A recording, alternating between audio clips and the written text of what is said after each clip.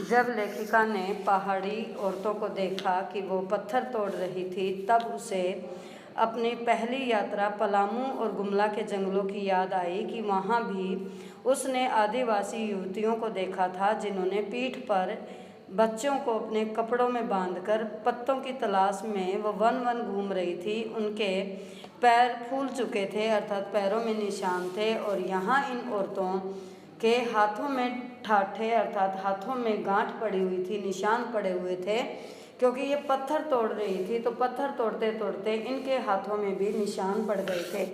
एक ही कहानी कह रहे थे कि आम जिंदगियों की कहानी एक जैसी है, अर्थात आम जिंदगियों को मेहनत करके गुजारा करना पड़ता है, चाहे वो कहीं भी रहे। कि सारी मलाई एक तरफ, अर्थात अमीर लोग जो हैं सारी सुविधाओं को लेते हैं, सारे आंसू, सारे अभाव, यातना और वंचना एक तरफ, अर्थात गरीब लोगों के आंसू, अभाव, यातना अर्थात उनको देने वाले अन्याय, अत्याचार या उनको देने वाली मुसीबतें, वंचना अर्थात सुविधाओं से वंचित किया जाना, अर्थात चाहे पहाड़ी इलाके हों, चाहे महानगर हों, चाहे शहर हों।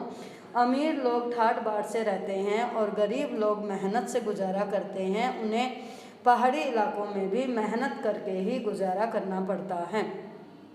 और तभी मेरी सहयात्री मणि और जितेन मुझे खोजते खोजते वहाँ तक आ गए थे, अर्थात जितेन नार्गे फिर उन्हें बुलाने के लिए आ गए थे, क्योंकि आगे और जाना था और दृश्य देखने थे।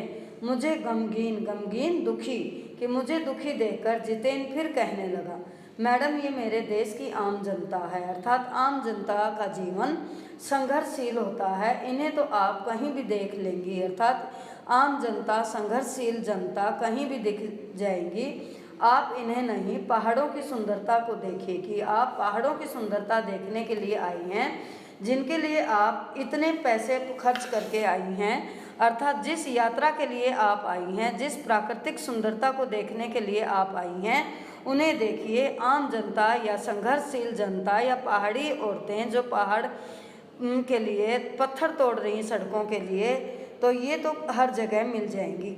ये देश की आम जनता ही नहीं, जीवन का प्रति संतुलन भी है, अर्थात अगर सभी अमीर होंगे, कोई काम नहीं करेगा, तो जीवन कैसे चलेगा।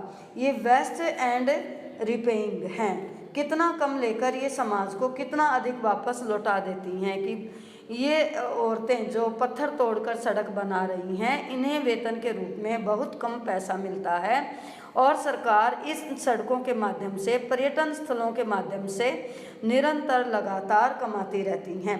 मन ही मन सोचा लेखिका ने। हम वापस जीप की ओर मुड़ने लगे कि तभी मैंने देखा कि वे श्रम सुंदरियां, मेहनत करने वाली सुंदरियां किसी बात पर इस कदर खिलखिलाकर हंस पड़ी थी कि जीवन लहरा उठा था, अर्थात लेखिका सोच भी नहीं सकती थी कि इतनी मेहनत के बाद भी वे खिलखिलाकर हंस सकती हैं।